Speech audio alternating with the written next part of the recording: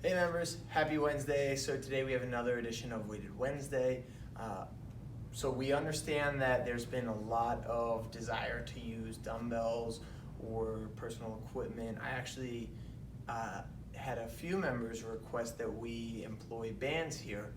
So in addition to the regular bands that we usually have out, that aren't out right now due to the coronavirus, we have brought on rolls of TheraBands that you can purchase per 4-foot section in the fitness center.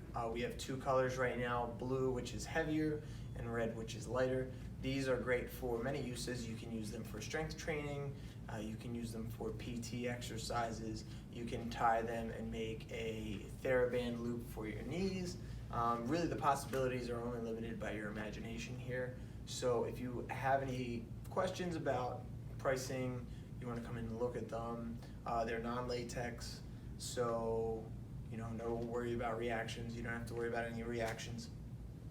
But I'm going to take you through a workout you can do either in this fitness center if somebody else is in the dumbbell section, or you just want to use the bands, or you can do this at home as well. All you're going to need is one of the TheraBands, one preferably 4-foot section. This one's a little bit shorter, maybe 3.5 feet. And something sturdy to tie it to. Okay, so I'm going to use this bar right here of the leg extension machine. So we're going to start with face pulls. Okay, so with a face pull, you're going to be working the upper posterior chain.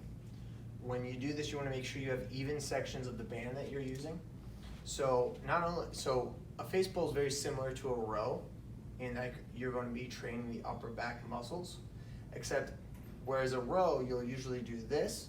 A face pull is exactly what it sounds like. You're pulling the band towards your face. So you get a little bit more trap recruitment, trapezius recruitment, and also more rear delt recruitment. So the back of your shoulders, the tops of your shoulders, they get targeted a little bit more, as well as the rhomboids or the scapula muscles that help to retract your scapula. So again, right here.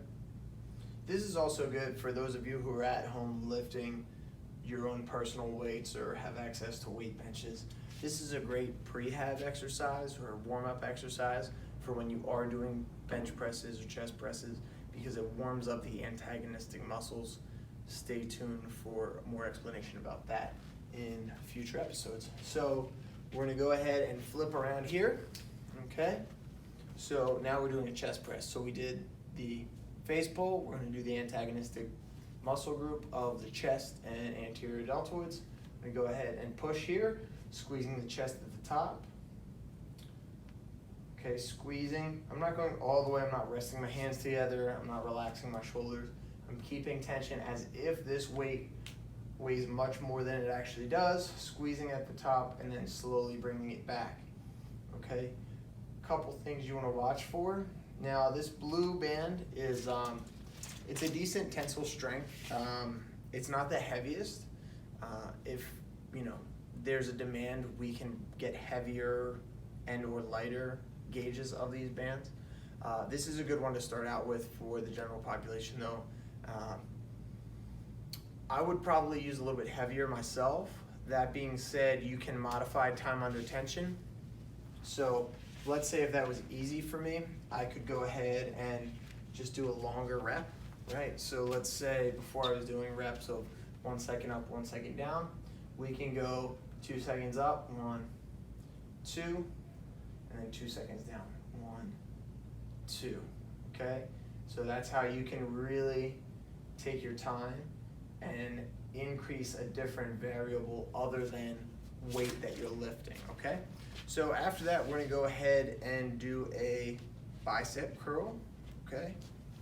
You're gonna put 1 foot in. Also, it should be said that this is an upper body workout, so we're just targeting the upper body, muscles of the upper body. When you do this, you can put 1 or both feet in, it's up to you. If you put both feet in, it's gonna be more taut. The thing you wanna focus in on here is actually your elbows. You wanna keep them pinned into your sides and really row, or I should say pull, the weight up to your shoulder, right? So notice how I'm stopping here, I'm not letting that elbow creep forward because then it becomes a shoulder exercise. All right, so we did our biceps, we did our back, we did our chest. Next, what we're gonna do is our triceps. Okay, so you're gonna go here, throw it around your handy dandy pillar, post, whatever you got. Okay, you're gonna take a half step back, okay? You're gonna hinge forward at the hips. The goal is to keep the back nice and flat, keep the tension off of your lower back and in the hamstrings. You're gonna push the heels back, the heel of the hand, so the back of the palm there, you're gonna push that away from you. Try to tuck the elbows into your side and minimize movement of the humerus or the upper arm bone. Just focus on moving that elbow and the bottoms of the palms, and you should feel this one pretty quickly. It doesn't take much, okay? So that's our fourth exercise. Our fifth and final exercise for today is actually a shoulder workout. This is a isolation movement, so only the shoulder joint is moving, right? So you're gonna actually do a front raise, okay? So you're here, slowly lower. Now this is where the blue band gets tough. Every other exercise, it's been pretty easy to use up until now.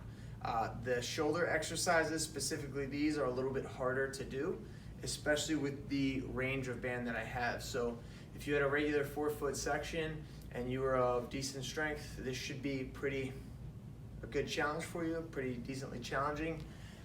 If you have shoulder issues, if you are new to exercising, if you haven't exercised since the beginning of quarantine, I would recommend maybe the red band. A 4-foot section of the red band could be a good start.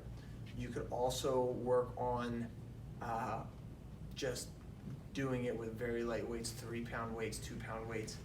The last exercise we're gonna do is actually similar to the high pull. It's called the rear delt fly.